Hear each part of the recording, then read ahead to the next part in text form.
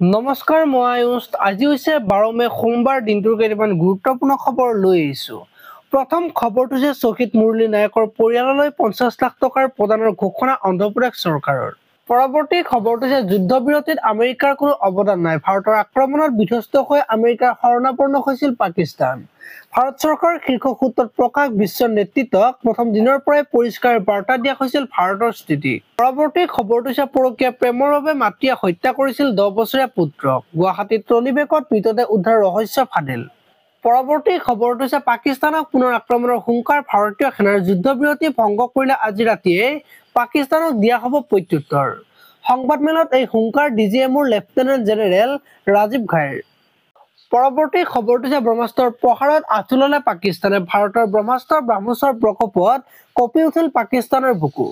প্ৰচণ্ড আক্ৰমণৰ পিছত পাকিস্তানে আৰম্ভ কৰে যুদ্ধবিৰতিৰ বাবে কাকুতি মিনতি। পৰৱৰ্তী খবৰটো হৈছে অপাৰেচন সিন্দুৰ যুদ্ধতকৈ কম নহয়। পাকিস্তানৰ কিমান মৰিল সেয়া হিচাপ ৰখা আমাৰ কাম নহয়। মৃতদেহ গণিব পাকিস্তানে। পাকিস্তানৰ কিমান যুদ্ধ বিমান ধ্বংস হ'ল সেয়া শীঘ্ৰে সকলো গম পাব। পৰৱৰ্তী খবৰটো হৈছে অপাৰেচন সিন্দুৰক লৈ DGMৰ সংবাদমেল। ভাৰতৰ এয়াৰ ষ্ট্ৰাইকত 35ৰ পৰা 40 পাক সেনা নিহত।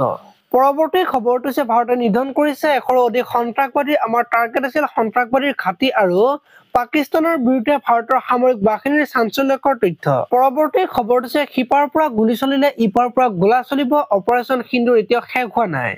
আমি কোনো মধ্যস্থতাকাৰী বিচৰা নাই। আমাৰ কোনো মধ্যস্থতাকাৰীৰ প্ৰয়োজন নাই। এই কথা মন্তব্য কৰিলে প্ৰধানমন্ত্ৰী নৰেন্দ্ৰ মোদীয়ে। পৰৱৰ্তী খবৰটো হৈছে 1998 চনৰ আজিৰ দিনটোতে ভাৰতে সফলতাৰে পৰীক্ষণ কৰিছিল পাৰমাণৱিক শক্তিৰ। পোখৰাণ পৰীক্ষণৰ স্মৰণত দেশজুৰি পালন কৰা হয় ৰাষ্ট্ৰীয় প্ৰযুক্তি দিৱস হিচাপে।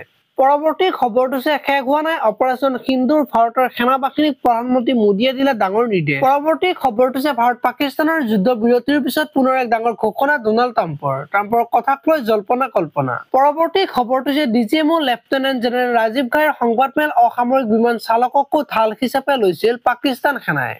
ভাৰতৰ বিমান ঘাটি ধ্বংস কৰাৰ ষড়যন্ত্ৰত ব্যৰ্থ কৰিলে ভাৰতীয় সেনাই। পৰৱৰ্তী খবৰটো হৈছে পাকিস্তানক সুধিব ব্ৰহ্মছ ক্ষেপণাস্ত্ৰৰ শক্তি কি যোগী আদিত্যনাথ। উত্তৰ প্ৰদেশৰ মুখ্যমন্ত্ৰী যোগী আদিত্যনাথ, উপ মুখ্যমন্ত্ৰী কেশৱ প্ৰসাদ মৌৰ্য, ব্ৰজেশ পাঠককে ধৰি বহু নেতা উপস্থিত থাকে। অনুষ্ঠানত মুখ্যমন্ত্ৰী যোগী আদিত্যনাথে অপাৰেচন সিন্দুৰত ব্ৰহ্মছ ক্ষেপণাস্ত্ৰ ব্যৱহাৰ কৰাটো নিশ্চিত কৰে। পৰৱৰ্তী খবৰটো হৈছে গৌৰৱ গগৈ পাকিস্তানৰ মানুহ। তেওঁ প্ৰচাৰ চলালে কংগ্ৰেছৰ লোকচান হ'ব। যিজন সাংসদে বহাগ বিহুৰ সময়ত টকা দিব লাগে বুলি নাযায়। গৌৰৱ গগৈ ফিল্ডত কাম কৰা নেতা নহয়। গৌৰৱ গগৈ পুনৰ কটাক্ষ মুখ্যমন্ত্ৰীৰ। পৰৱৰ্তী খবৰটো হৈছে পঞ্চায়ত নিৰ্বাচনত অভূতপূৰ্ব জয়লাভৰ দিশে বিজেপি। আমি অতি সুন্দৰকৈ নিৰ্বাচন পৰিচালনা কৰিবলৈ সক্ষম হলো।